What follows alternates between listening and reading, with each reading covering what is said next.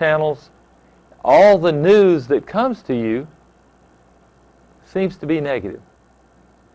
The good stories, the stories about people that do good things, well, you may read them or they may be presented at the end of the newscast, and they may be presented as an afterthought. Yeah, if the newscast has time, we'll throw in this good story, this feel-good story.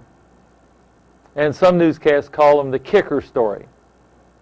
But these stories that come to us, they're sort of passed over. Oh, we feel good for a minute, but isn't the world terrible? It's the way that's presented to us. What can you and I do about this? Because there's frustration on many people. They've talked to me about it. They said, I'm frustrated. I don't like the way the news, or I don't like my attitude. Because if you wake up in the morning, and the first thing you do, grab a cup of coffee and a donut, a greasy donut, and not all of them are greasy, but a greasy donut, and then read the newspaper or turn on the TV or listen to the news radio as you're going in, or when you get the news, it's usually about a bombing or a war or something bad. Just start your day off bad. And why is this? Well, early in the morning, if you notice, whatever you're exposed to early in the morning seems to carry with you throughout the day. If you hear a song early in the morning, you'll probably be singing that song most of the day, or it'll be rolling over in your mind. If you hear bad news, it'll be rolling over in your mind. How everything's bad, how everything's terrible. And it may well be. But you don't have to focus on it. You know, it's your life. You get to decide what you're going to think about, how your life is going to be, rather than all the bad things that may be happening.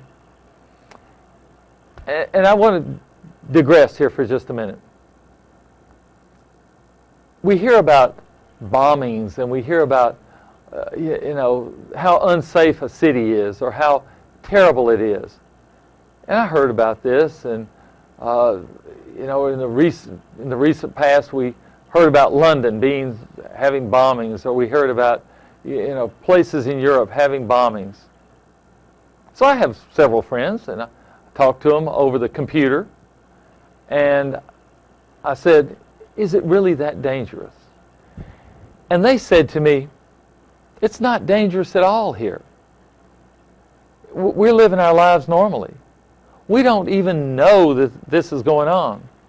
But what happens is the news, or what's emphasized to you and me, is so negative, we think, oh, I wouldn't travel there. I don't want to go there. I don't even want to know about it." But you do know about it. And it's your perception of what's going on.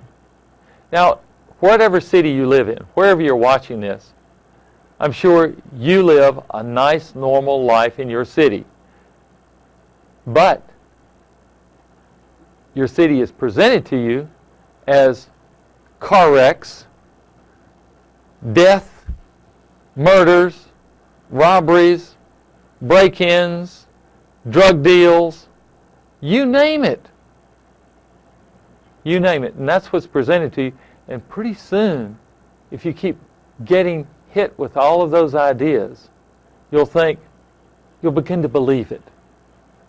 You'll begin to believe your area that you live in, or a certain area that's emphasized, is really terrible.